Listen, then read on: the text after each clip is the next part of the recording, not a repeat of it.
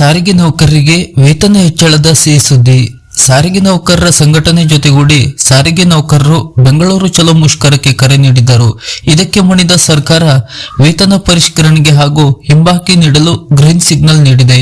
ಈ ಬಗ್ಗೆ ಸಚಿವ ಸಂಪುಟ ಸಭೆ ನಡೆಸಿ ತೀರ್ಮಾನಿಸಲಾಗಿದ್ದು, ಒಟ್ಟು 1,271,92,00,000 ರೂಪಾಯಿ ಬಿಡುಗಡೆಗೆ ಆದೇಶ ಹೊರಡಿಸಿದೆ. ಈ ಬಗ್ಗೆ ಸಂಪೂರ್ಣ ಮಾಹಿತಿ ತಿಳಿದು ವಿಡಿಯೋ ಪೂರ್ತಿ ನೋಡಿ ಹಾಗೂ ಸಾರಿಗೆ ನೌಕರರಿಗೆ ಸಂಬಂಧಪಟ್ಟಂತ ಹೊಸ ಅಪ್ಡೇಟ್ ನ ಮಾಹಿತಿಗಳಿಗಾಗಿ ನಮ್ಮ ಚಾನೆಲ್ ಅನ್ನ ಸಬ್ಸ್ಕ್ರೈಬ್ ಮಾಡಿ. ಹೌದು, ಸಾರಿಗೆ ನಿಗಮಗಳ ಸಿಬ್ಬಂದಿಗೆ 26 ತಿಂಗಳ ವೇತನ ಹಿಂಬಾಕಿ ನೀಡಲು ನಿರ್ಧಾರ ಕೈಗೊಳ್ಳಲಾಗಿದೆ. ಮುಖ್ಯಮಂತ್ರಿ ಸಿದ್ದರಾಮಯ್ಯ ಅಧ್ಯಕ್ಷತೆಯಲ್ಲಿ ನಡೆದ ಸಭೆಯಲ್ಲಿ ಈ ಕುರಿತು ತೀರ್ಮಾನ ಕೈಗೊಳ್ಳಲಾಗಿದೆ. ನೌಕರರ ಬೇಡಿಕೆಯಂತೆ 38 ತಿಂಗಳ ವೇತನ ಹಿಂಬಾಕಿಯ ಬದಲಿಗೆ 26 ತಿಂಗಳ ಹಿಂಬಾಕಿ ನೀಡಲು ತೀರ್ಮಾನ ಕೈಗೊಳ್ಳಲಾಗಿದೆ.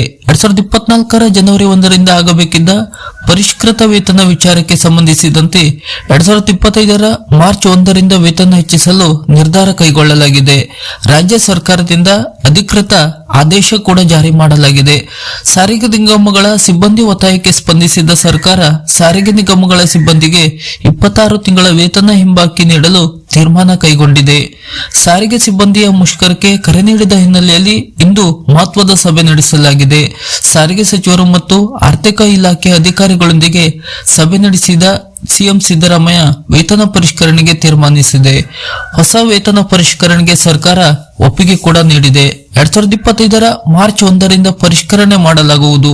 ಇದಕ್ಕಾಗಿ 1,271,92,00,000 ಬಿಡುಗಡೆ ಮಾಡಲಾಗಿದ್ದು, ಪ್ರತಿಭಟನೆಗೂ ಮುನ್ನವೇ ಸಾರಿಗೆ ನೌಕರರಿಗೆ ಸಿಹಿ ಸುದ್ದಿ ನೀಡಿದೆ. ವೇತನ ಹೆಚ್ಚಳ, ಹಿಂಬಾಕಿ ಮತ್ತು ವೇತನ ಪರಿಷ್ಕರಣೆ ಸೇರಿದಂತೆ ವಿವಿಧ ಬೇಡಿಕೆಗಳ ಈಡೇರಿಕೆಗೆ ಒತ್ತಾಯಿಸಿ 4 ಸಾರಿಗೆ ನಿಗಮಗಳ ನೌಕರರು ಬೆಂಗಳೂರು ಚಲೋ ಪ್ರತಿಭಟನೆ ಕೈಗೊಂಡಿದ್ದರು.